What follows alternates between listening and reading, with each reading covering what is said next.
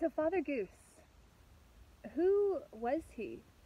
And why does he matter to this course? Well, let me get a better angle so I can tell you a tale that you'll be glad that I narrated, so you can get it on Audible if you have an account, and then you have some of your proceeds going towards the Bill Lishman Memorial Fund, which is a statue that is being erected in Port Perry in Bill Lishman's honor by his son Geordie Lishman, who is an incredible metal fabricator and artist in his own right, who followed in his father's footsteps and even carries on with the family farm. He's got 2 acres in the middle of Ajax called Woodlawn Art Farm, and he's got sculptures spread around. There's a children's summer camp happening. You've got ecstatic dance parties, saunas, cold sweats. You've got, not cold sweats, that's an oxymoron, my apologies. But you've got the sweat lodges, plus you've got the cold plunges. So technically you can do both in one. And then I need some cacao, naturally. This is coffee. But cacao ceremonies and other ways for us to connect in community is what is possible at Woodlawn, because Geordie has really created a space where he has invited incredible artisanal people, musicians, artists that are each uniquely fabulous and talented, and we're all really learning to play together in a way that co-creates a masterpiece, the ultimate quilt.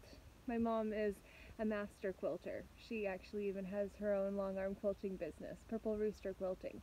And she does exceptional work, and she's got good friends, and I'm so glad for her that she shines and she gets to teach on her craft because she's so good on it, and she creates new patterns because she's artistically gifted and she has a way with color patterns and palettes. I love my mom, and I come from a woman who is a quilter. And now I quilt with words, and they haven't been heard because I haven't made them real enough yet. I hadn't, but now I am. So I'm so excited to stand for this part of the message. I am excited to say officially that we are going to take on our power position. And we're going to take our power back with our pens. In our hands that are no longer used to sign over authority, permission, and consent to the hands of a crown that is corrupted.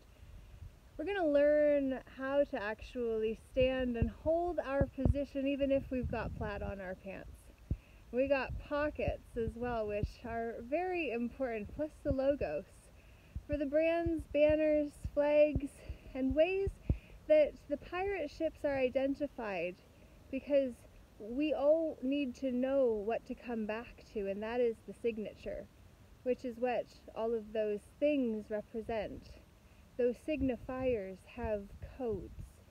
But when we start to learn the codes, then we start to know what to expect, and then we can start to play some games back. You get my meaning?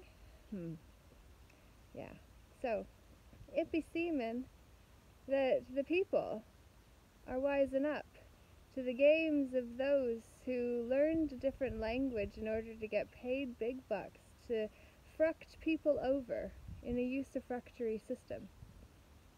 And to make sure that ones like me never expose the truth, because then we would have to call into question how much you actually knew about what you were doing, and how evil you really could be if that were to be the case, that you knew as much as you did, or didn't.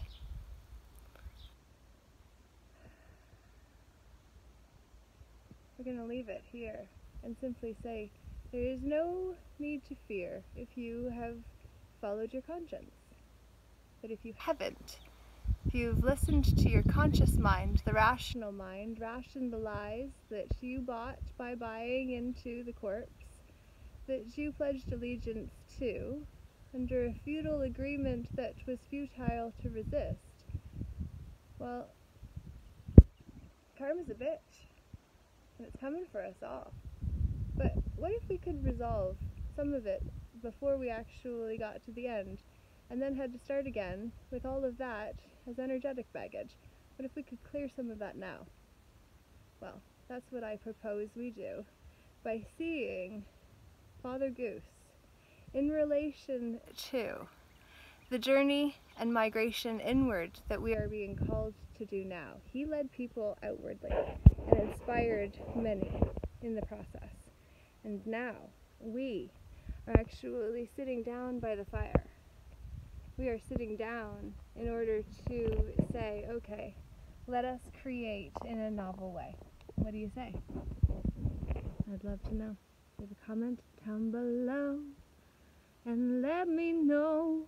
If you love to sing, well, then you can bring your authentic self to the next meeting where we'll get to be ourselves fully. Yeah. See that some call me crazy because they don't understand genius. The genie in us is the part of me that's creative. Can you see what I'm talking about?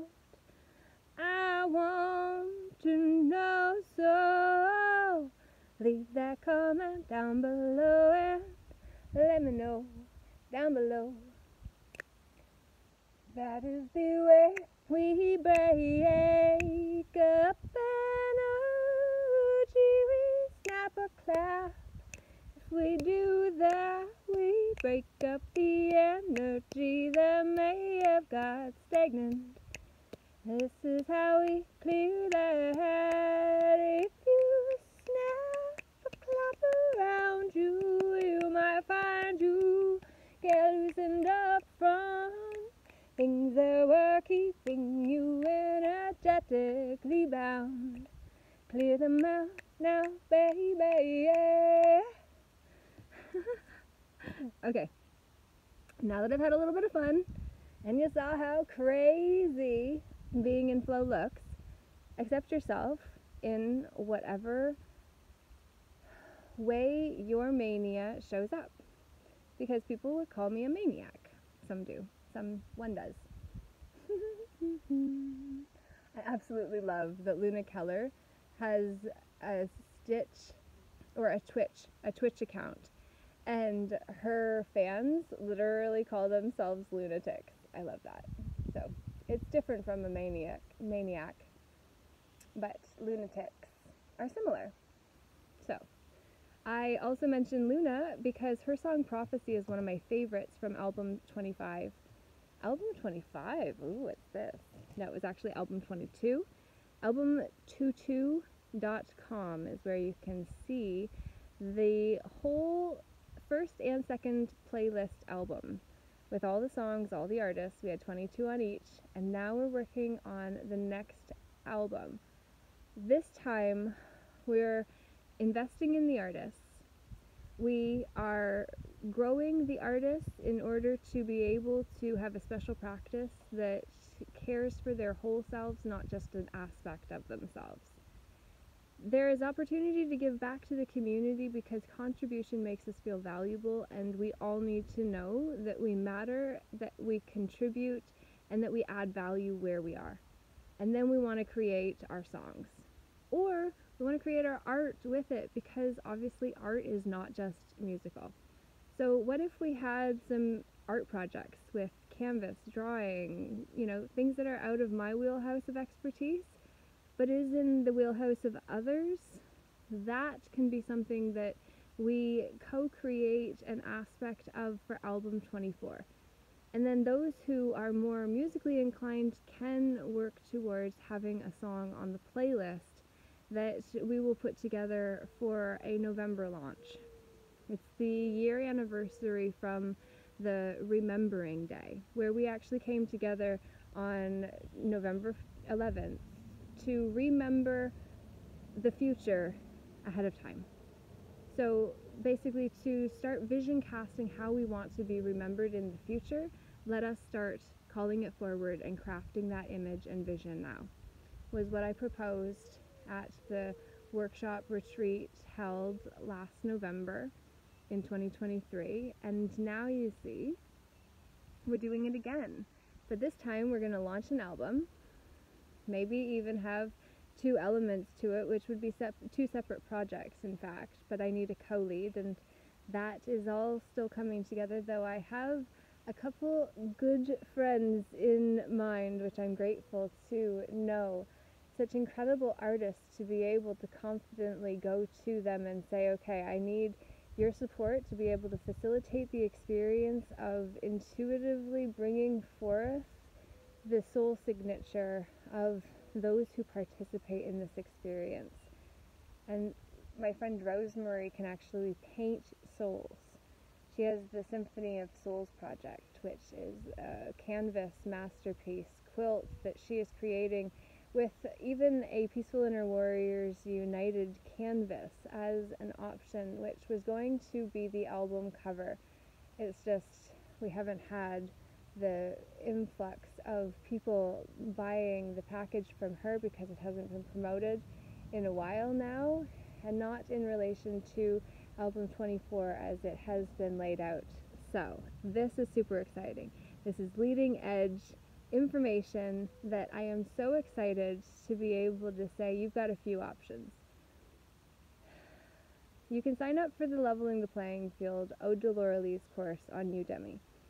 And that's going to give you an overview to the history and all of the little sub-stories that tie in together, that just give you a good head shake because it puts things into perspective in a novel way.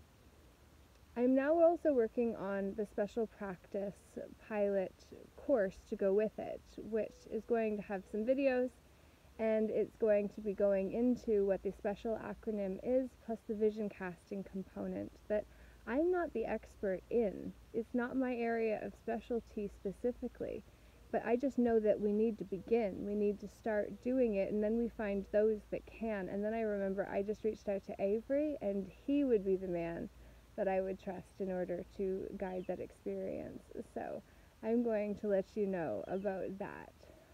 But I have been collecting connections with people for a long time, because when I had my awakening experience that went a little off course a lot, totally crashed the whole train, that experience, I heard the message, do not squander your social capital.